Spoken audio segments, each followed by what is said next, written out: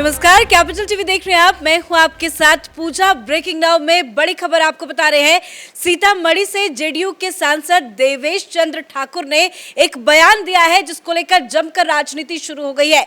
दरअसल वो अपने निर्वाचन क्षेत्र में कार्यकर्ताओं को संबोधित करते हुए उन्होंने साफ और खुले मन से कहा कि वो यादव और मुसलमानों का कोई काम अब नहीं करेंगे। तो सबसे पहले आपको देवेश चंद्र ठाकुर का ये पूरा बयान सुनाते हैं कि आखिरकार उन्होंने कहा क्या है। मेरे यहाँ हर एक मेरे मित्र यादव मित्र का स्वागत है। जो मित्र नहीं है पहले बार भी आना चाहते हैं, उनका स्वागत है। यादवों का और मुसलमानों का आइए, चाय पीजिए, मिठाई खाइए, काम के बारे में मत बोलिए। मैं आपका काम नहीं करूंगा।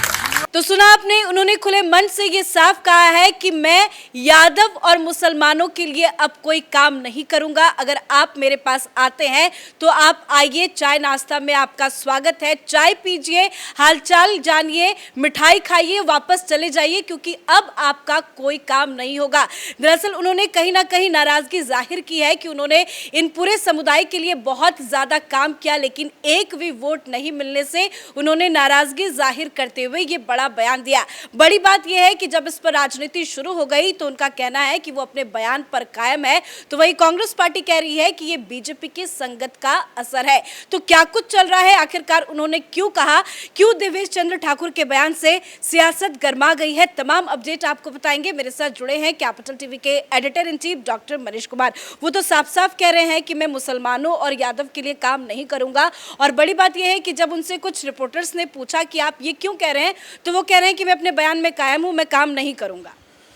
देखिए, ये तो होना ही था।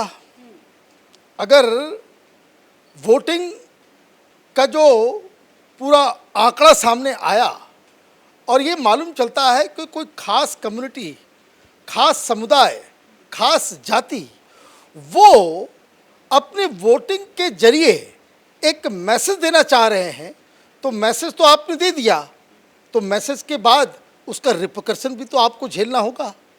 ऐसा तो नहीं होगा कि डेमोक्रेसी का ठेका वो जेडीयू वाले, बीजेपी वाले लेकर के घूम रहे हों और बाकी देश की जनता जो है वो एक घटिया किस्म की राजनीति करे और उसके ऊपर कोई सवाल नहीं।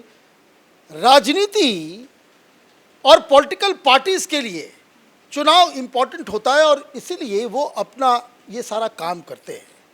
उन्होंने क्या कहा, ये हिंदुस्तान में बहुत सारे लोगों की जनभावना को उन्होंने प्रदर्शित किया। चुनाव नतीजे आए, लोगों ने कहा कि भाई मोदी तो बहुत बेकार हैं।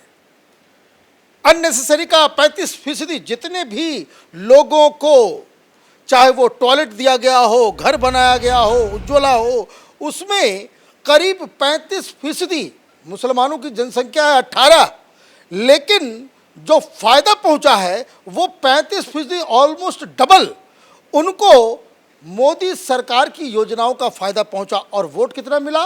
0 बटा सन्नाटा। अब बीजेपी का कोई नेता कहता तो एक बात होती।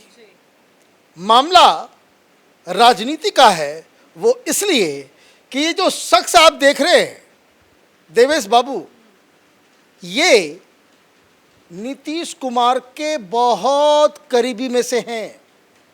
ये पहले ऐसे व्यक्ति हैं जिनकी चुनाव घोषणा से पहले ही सीतामढ़ी से वो चुनाव लड़ेंगे, इसकी घोषणा नीतीश कुमार ने बहुत पहले कर दी थी कि कम वोट में सीतामढ़ी से देवेश बाबू चुनाव लड़ेंगे।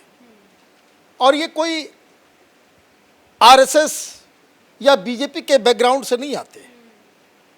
ये पहले कांग्रेस में थे, पहले ये कांग्रेसी थे।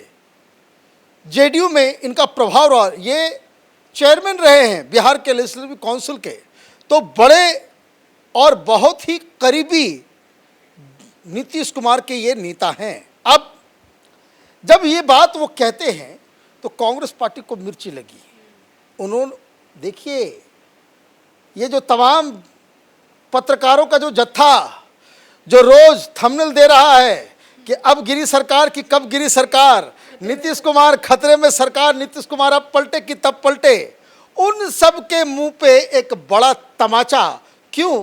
क्योंकि इन्होंने अगर ये बात कही है तो बिना नीतीश कुमार के जानकारी के इस तरह की बातें उन्होंने नहीं बड़ी कही। बात यह है कि ये तो चुनाव जीत भी गए हैं, उसके बाद इस तरह का बयान दे रहे हैं। यही एक बड़ा इस मिस्ट्री को समझना पड़ेगा कि आदमी होता है कि कभी कभी आप लोगों के बीच जाते हैं, अचानक आपके मुंह से निकल जाता है कि भाई हम तो हार गए या जीत गए, ये लोग वोट नहीं दिए, दे दिया। जेडीयू अपने आप को सेकुलर पार्टी कहती है, नीतीश कुमार के ये राइट हैंड काफी नजदीकी लीडर माने जाते हैं, और वो क्या कह रहे हैं कि हम लोगों ने तो मुसलमानों के लिए बहुत काम किया, हमने कभी फर्क नहीं देखा।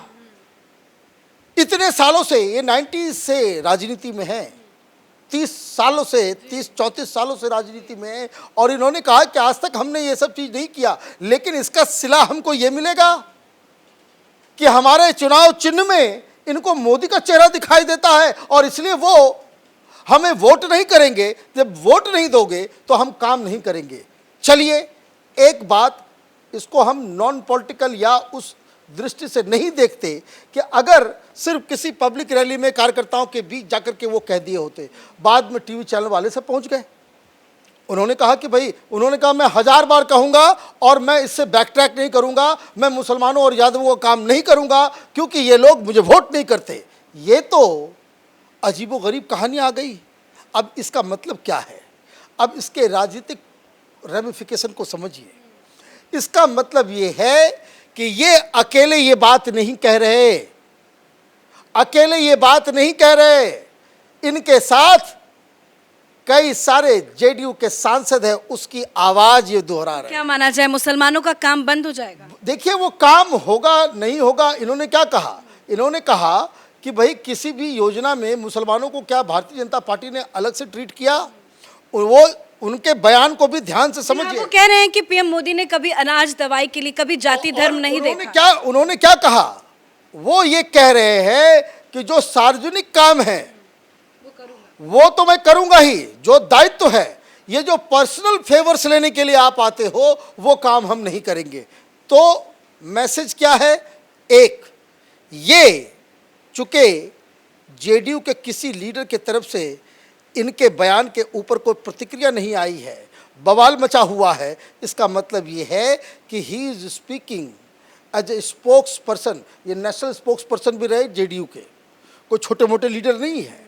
वो जेडीयू की तरफ से ही अपनी बात कह रहे हैं। क्या कह रहे हैं? वो एक और इशारा कर रहे हैं कि यादवों का भी काम नहीं करेंगे और हम मुसलमानों का भी काम नहीं करेंगे।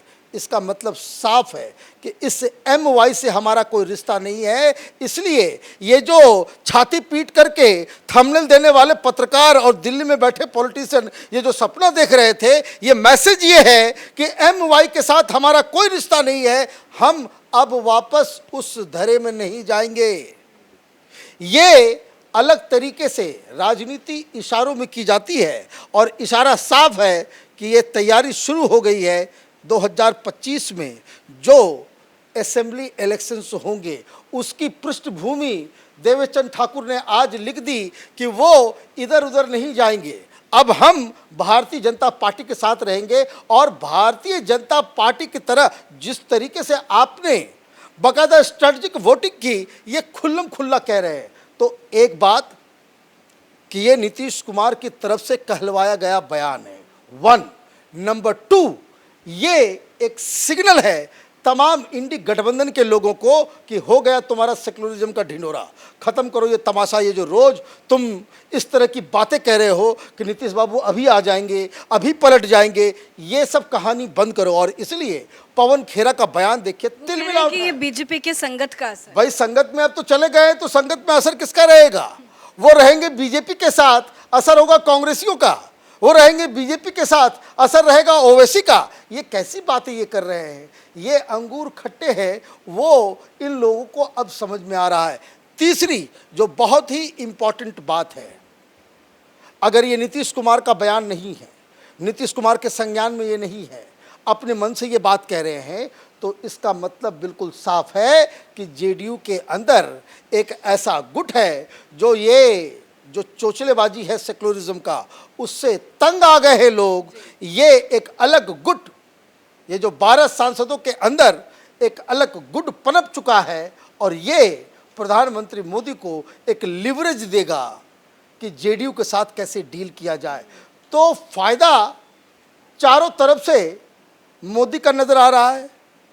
बयान बिल्कुल जनभावना को एक्सप्रेस करने वाला है, क्योंकि ज़्यादातर लोग जितने भी बीजेपी के सपोर्टर और आम लोग भी यही कह रहे हैं कि भाई मत करो काम इन लोगों का, जब वोट ही नहीं देते काम मत करो।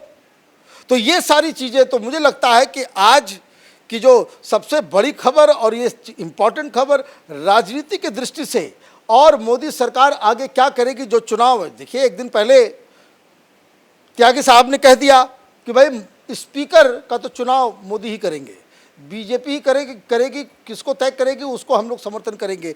तो ये जो ढिंढोरा पीट रहे हैं कि सरकार गिरने वाली है, 6 महीने में गिर जाएगी, उनको आज बहुत बड़ा झटका लगा है। धन्यवाद सर अपडेट के लिए। तो देवेश चंद्र ठाकुर जो सीतामढ़ी से जेडीयू के सांसद हैं, बड़े नेता हैं, नीतीश कुमार के भी बेहद करीबी माने जाते हैं, उन्होंने खुले मंच से ये साफ ऐलान कर दिया है कि वो अब यादव और मुसलमानों का कोई काम नहीं करेंगे। इस बड़ी खबर में मेरे साथ फिलहाल इतना ही। कैमरा पर्सन रवि के साथ मैं पूजा, कैपिटल टीवी।